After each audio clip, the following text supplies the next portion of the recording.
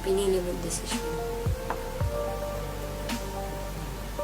Mag-iingat ka palagi. Huwag mong pababayaan sa sarili mo.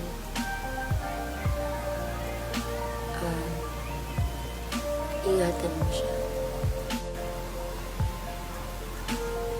At syempre, salamat sa sakit na pinaramdam mo sa akin. Salamat kasi pinagod mo ako ng ganito.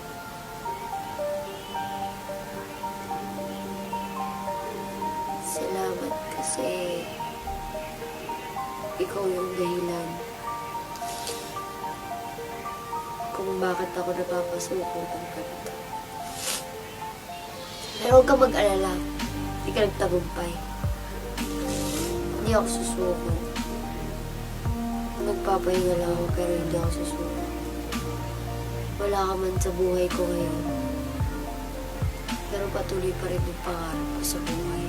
Pangarap ko sa sarili ko.